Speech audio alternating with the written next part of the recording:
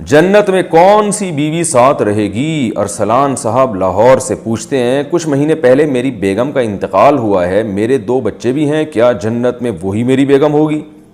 اگر میں دوسری شادی کرتا ہوں تو پھر کون میری بیگم ہوگی؟ اور اللہ نہ کرے اگر میں جنت میں نہیں جاتا تو کیا ان کی شادی کسی اور سے ہوگی؟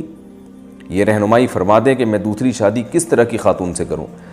بھائی اگر آپ جنت میں نہیں جاتے تو بڑا خطرناک ہے، اب ایسی بد دعا تو ہم نہیں دے سکتے آپ کو، ہماری دعائیں آپ کے ساتھ ہیں، اللہ آپ کو جنت میں لے کے جائے، لیکن اللہ نہ کرے کوئی بھی مسلمان اگر جہنم میں گیا تو پھر اس کی بیگم اللہ جنت میں کسی اور کو دے دیں گے، کہ وہ پھر جب جہنم سے نکلے گا تو پھر دوسرا جنت میں اور بھی بہت سی عورتیں بھی تو جہنم سے نکلیں گی نا، تو انہی میں سے کسی سے اس جہنمی کی شادی اللہ کرا دیں گے۔ تو جو جہنم سے مسلمان نکلے گا تو بہت سی عورتیں بھی تو جہنم میں جلیں گی اپنے گناہوں کی وجہ سے، وہ بھی نکلیں گی، تو عین ممکن ہے اللہ ان میں سے کسی جہنمی کی شادی کرا دیں جس کو اللہ جنت میں لے آئیں۔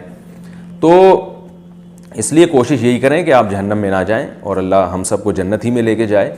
تو اگر آپ جنت میں گئے، جو کہ امید ہے اللہ کی رحمت سے، تو آپ کے لیے ایک خصوصی پیکیج ہے کہ آپ کو دونوں مل جائیں گی، ٹھیک ہے نا۔ یہ تو مسئلہ عورت کا ہے کہ اس نے پہلے ایک شادی کی، پھر اس شوہر نے طلاق دے دی یا مر گیا، پھر دوبارہ شادی کی، اس نے طلاق دے دی مر گیا، پھر دوبارہ شادی کی، تو کون سے والے مرد کو ملے گی؟ لیکن مرد کے لیے تو اللہ نے ایک پیکیج رکھا ہے کہ پرانی والی بھی مل جائے گی انشاءاللہ اور نئی والی بھی مل جائے گی۔ ہاں اگر پرانی والی کو طلاق دی ہوتی اور وہ کسی اور سے شادی کر لیتی تو پھر علماء کہتے ہیں کہ، اور احادیث سے اس کا طرف اشارہ بھی ملتا ہے کہ جس عورت کا جو سب سے آخری شوہر ہوگا نا جنت میں، اسی کے ساتھ رہے گی۔ تو آپ کی پہلی وائف کا چونکہ انتقال ہوا ہے تو انشاءاللہ وہ بھی ملے گی آپ کو، اور دوسری بیگم بھی آپ کو ملے گی۔ اب مجھے نہیں پتہ آپ اس سے خوش ہو رہے ہیں یا ٹینشن میں آ رہے ہیں، یہ آپ ہی جانیں۔ بہرحال اللہ سب مسلمانوں کو جنت میں لے کے جائے۔ السلام علیکم ورحمۃ اللہ وبرکاتہ۔ ایک بہن نے سوال پوچھا ہے کہ مفتی صاحب، گھر کے کام کرنے کے بعد جب عشاء کی نماز پڑھنے کھڑے ہوتے ہیں تو پوری 17 رکعتیں نہیں پڑھ پاتے ہیں، اگر ہم 17 رکعت کے بجائے 4 رکعت فرض، پھر 2 رکعت سنت موقدہ اور 3 وتر اگر پڑھ لیں تو کیا ہماری نماز ہو جائے گی؟ بہت ضروری مسئلہ ہے، امپورٹنٹ مسئلہ ہے۔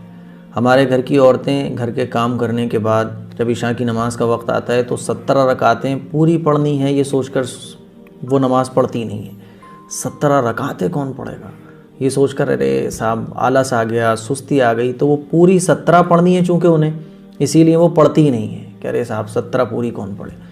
تو دیکھیں اگر سستی آ رہی ہے، آلس آ رہا ہے یا تھکان زیادہ ہو رہی ہے تو آپ 4 رکعت فرض پڑھیں، 4 رکعت فرض پڑھنے کے بعد 2 رکعت سنت موقدہ، پھر اس کے بعد 3 وتر آپ پڑھ کر نماز کمپلیٹ کر لیں، آپ کی نماز ہو جائے گی۔